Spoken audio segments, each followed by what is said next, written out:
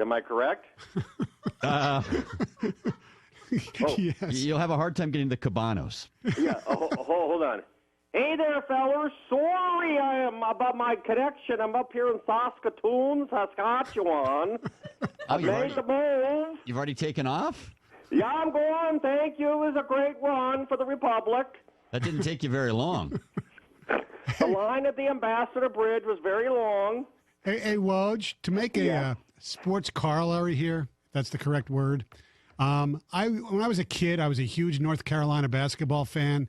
Would it be fair to say that Hillary Clinton went to the four corners, but she didn't have Phil Ford?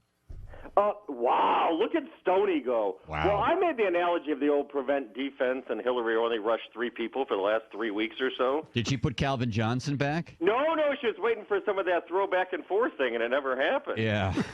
That was the problem. Now, listen, all right, I'm joking about the Canada thing, and there's nothing wrong with white bread on a sandwich, although I much prefer rye or the pumpernickel. But my point on the whole, the little Canada thing and everything else, when you wonder why this happened, this is why and Jamie, I talked with you about this before, and you told me, no, I don't think that's a factor. I think the Democratic side, Hillary Clinton, got way too caught up in words and retorts and not nearly enough did they strike an emotional chord. Everything that Clinton said was clinical and straightforward, and they kept using Trump's ugly words against him in every ad and everything else. And I thought for weeks now that was a mistake because the Trump supporters took that as a call to action. Like, those words don't bother them. The Trump supporters, to their credit, were preying on emotions, and that's what Donald Trump figured out. Yeah, I think to use the sports corollary, I think Hillary Clinton pulled a Leon Lett, and she held the ball out as she was going towards the end zone. And I mean, there were stories in the last couple of weeks how she was going to campaign in Texas, right? Yeah. She was trying to create this mandate that she was going to win this unifying victory and repair America with one election. And I think somebody said last night that she hadn't been back to Michigan since the primary. Correct. Which I think she was here a couple weeks ago for a voting event at Wayne State. But still, she spent no time in Michigan until the last week where she goes, oh, my God, I better go back to Michigan, right? Right, and she and others, I mean, not just her, a lot of people just assumed she'd have the overwhelming female vote and the overwhelming minority vote. And it wasn't. It was less than it was for Obama, both in women and blacks and Latinos. And to me, that is, whatever, holding the ball out, whatever you want to call it. But what Trump did, I actually think, and I mean this 1 trillion %, I think those tapes where he says those vile things about grabbing people and stuff, I think ultimately those helped him. Because what it did is it riled up the other side, and they threw all those, and there's all these silent Trump supporters, in my mind, just my opinion, that were sitting there saying, oh, okay, this is what it is. Here we are again, politically correct America. Nobody listens to us. Nobody tells us,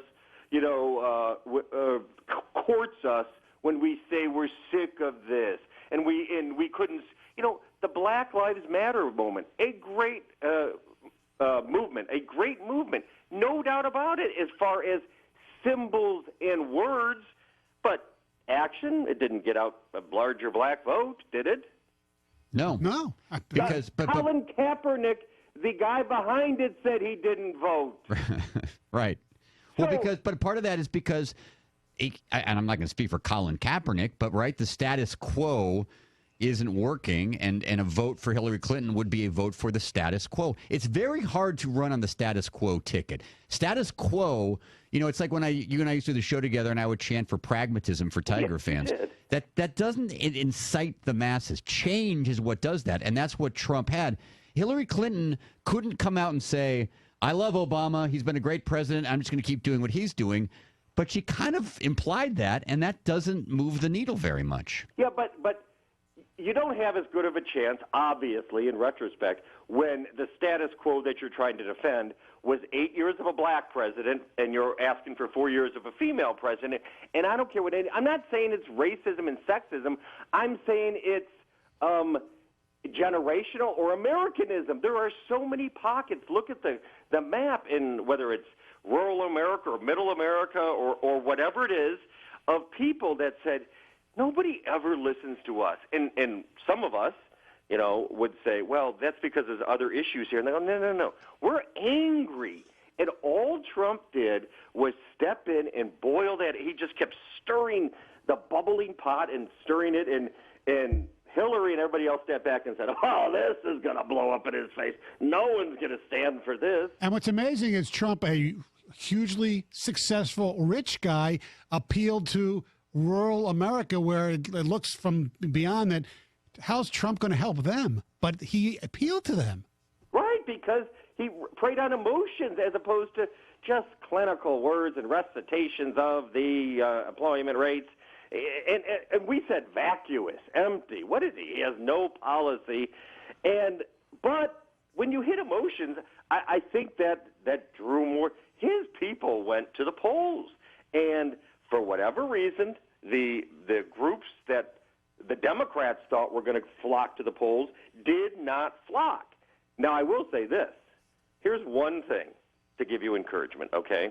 And I really honestly mean this, because I'm not going to Saskatoon, at least not yet.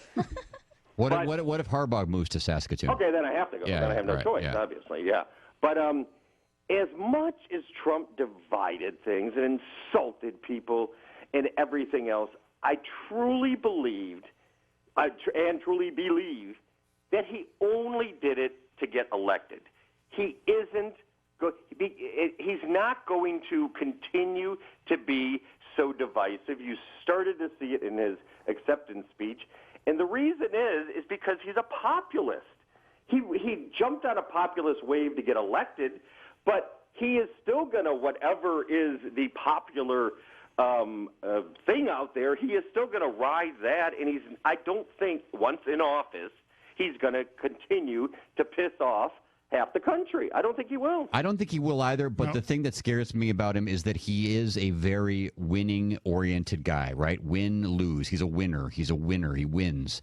And what we've learned in Washington is that you can't be that way. Unfortunately, that's what's brought us to a standstill, is that both sides are so consumed with winning that there is very little middle ground. And he's going to have to try to find some, although he's got Republican control of both houses for the foreseeable future. So we'll see what happens. I mean, talk about if you want a way to not further he will.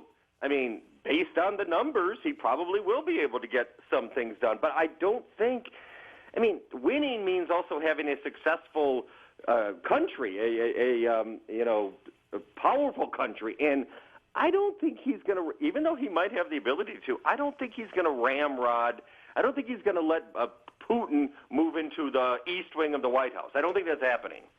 And maybe I'm trying to qualm fears a little bit today, because it certainly a few weeks ago seemed like this would be, disconcerting for the nation, and I'm sure it is for many people. But looking forward, he's going to want to rule in a successful manner, and in a divisive manner going forward is not successful. All right, we got to go, Woj. Great talking to you. 6 o'clock tonight, more of the Wojo Show. He'll break down Pistons Suns and what the Pistons need to do to get that elusive win on the West Coast. And in the Wojo Show, we're going to replay Wojo Damas last night when he channeled for a Trump victory. Oh, wow. That's weird. I missed that. I heard Bogey on your show last night. That's odd. Okay. Thanks, Woj. Yeah, bye-bye. Bye-bye. There he is, Wojo, every night here on 6 at 6 at 97.1 The Ticket. We got Red Wing tickets to give